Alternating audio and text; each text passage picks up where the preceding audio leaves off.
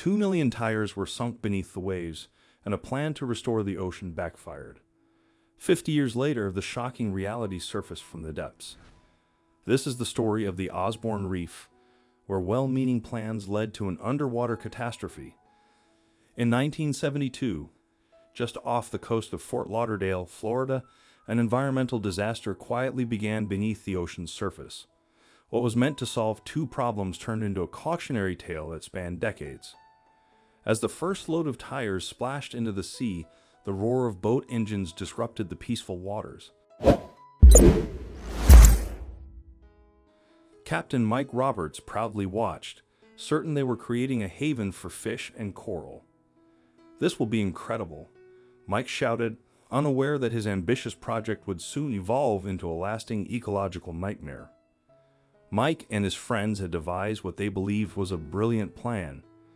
They aimed to create a massive artificial reef using discarded tires, solving two problems at once: disposing of unwanted waste and creating new habitats for marine life. The government, seeing potential in the idea, granted them permission to proceed. For months, modified barges and special ships moved huge loads of tires from the shore to the chosen spot in the ocean. Cranes and conveyor belts loaded the tires onto boats, and divers used special tools to carefully place them on the ocean floor. On deck, machines bundled the tires together with strong rope and metal clips, hoping the structures would hold against the ocean currents.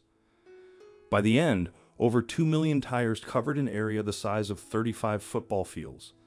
Mike and his team named it the Osborne Reef, feeling confident about its positive impact as small fish started using the tire structures. They believed they had created something good for the ocean. However, as the years passed, a disturbing reality emerged. The anticipated coral growth and thriving marine life failed to materialize as expected. Instead of a vibrant underwater garden, the Osborne Reef increasingly resembled an eerie tire graveyard. The situation worsened as the ocean's power proved greater than anticipated.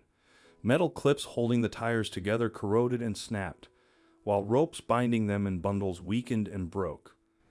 Fast forward to 1990. A 12-year-old girl named Jenna Martinez was walking along the beach with her family when she spotted something strange in the sand. It was a tire all beat up and covered in tiny sea creatures. "Dad, look at this," Jenna called out. Her father came over, surprised to see a tire washed up on the shore. They had no idea it was just the beginning of a much bigger problem. Over the next few years, more and more tires started showing up on Florida's beaches. Some days, you could hardly take a step without tripping over one. People started to wonder where they were all coming from. Meanwhile, underwater, things were getting much worse. Those loose tires were like giant rubber bowling balls, smashing into real coral reefs that had taken years to grow. The once beautiful ocean floor was turning into an underwater junkyard. When scientists went down to investigate, they couldn't believe their eyes. A scientist from the University of Miami said it looked like a war zone down there. Tires were everywhere, piled up on the bottom, stuck between rocks, and even wrapped around the legs of sea turtles trying to swim. The place where they originally dumped all the tires was the worst. Instead of attracting lots of fish and plants, it had become a dead zone. Nothing wanted to live there anymore. It was just a big, empty patch of sand and rubber. By the early 2000s, everyone knew something had to be done. But how do you clean up 2 million tires from the bottom of the ocean? It would take time, money, and some clever ideas. In 2007, a glimmer of hope emerged. Coastal America, a small federal office, agreed to use the tire recovery as a training exercise for the military. During their initial efforts, Army diver Jason Jakovenko and his team dove into action, retrieving about 1,000 tires a day. "It's like trying to clean up a landfill underwater," Jakovenko commented. "But we're making progress, and every tire we bring up is one less threat to the marine ecosystem." The work was fraught with dangers: strong currents, limited visibility, and the risk of entanglement in debris. Yet, slowly, tire by tire, progress was made. As news of the cleanup spread, it caught the attention of environmental groups and concerned citizens. Local dive shops organized volunteer weekends where certified divers could assist in the tire removal efforts under professional supervision. These initiatives allowed recreational divers to contribute meaningfully to the cleanup. Volunteers were briefed on safety protocols and equipped with special tools to detach and lift tires safely. Working in teams, they focused on removing smaller, more manageable tires, leaving the larger or more deeply embedded ones for professional divers. These events not only accelerated the cleanup process but also raised community awareness about marine conservation. Many volunteers reported feeling a sense of accomplishment and connection to the ocean after participating in these underwater cleanup missions, turning an ecological disaster into a rallying point for environmental stewardship. But after months, it became clear that volunteer efforts alone wouldn't be enough to tackle the massive problem. In 2015, the Florida Department of Environmental Protection stepped in, allocating $1.6 million for a professional cleanup operation. The Industrial Divers Corporation was hired for the job, with an estimated timeline of over 2 years to complete the work. Their divers, tethered to a barge, worked tirelessly to retrieve tires from the ocean floor. "It's like underwater archaeology," said Maria Gonzalez, lead diver for the project. "We're uncovering the mistakes of the past, but also discovering how resilient nature can be. In some areas, we're finding new life beginning to take hold among the tires." The retrieved tires were sent to Port Everglades, where they were transported by truck to the Tampa area to be burned for electricity generation. This approach ensured that the tires, once an environmental hazard, could at least provide some benefit as an energy source. As the cleanup efforts gained momentum, Captain Mike Roberts, now in his 80s, couldn't shake the guilt that had haunted him for decades. Despite his advanced age, he was determined to make amends. One day, he approached the cleanup team with an unexpected offer. "I know these waters better than anyone," Mike said, his voice trembling with emotion. "Let me help you map out the worst affected areas." At first, the team was unsure about involving the old captain, but they decided to give him a chance. Mike's knowledge turned out to be very helpful, as he identified hidden clusters of tires and dangerous underwater currents. As news of his involvement spread, people's opinions changed.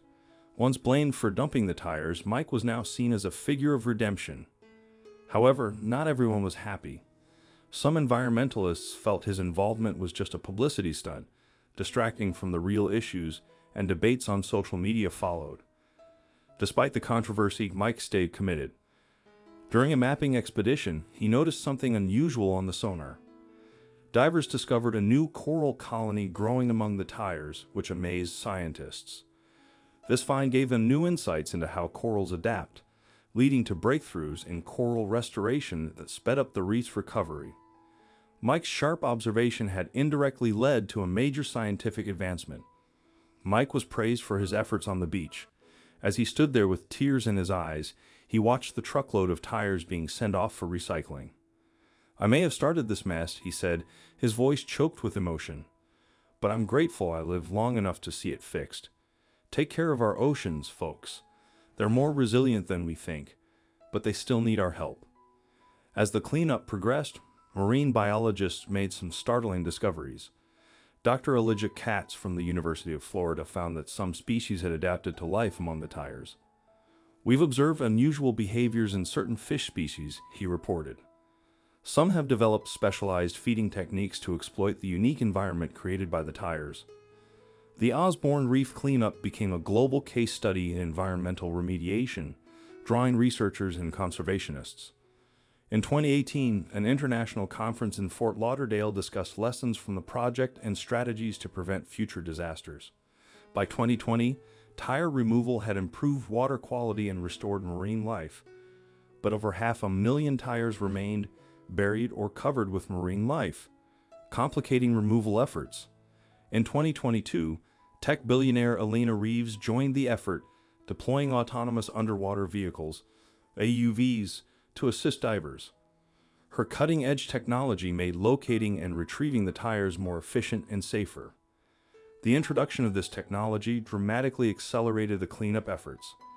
After a few months, over 600,000 tires had been removed from the Osborne Reef site. Marine life was flourishing in the cleared areas, with new coral growth observed. The Tire Reef will be remembered as a lesson in how good intentions can lead to unintended consequences. While some marine life is slowly recovering, other species may take years to fully return. Captain Mike Roberts, now elderly, reflects on the project he helped start, acknowledging they believe they were helping the ocean. Despite the damage, he's proud of the efforts to fix their mistakes, hopeful it can inspire solutions to other challenges.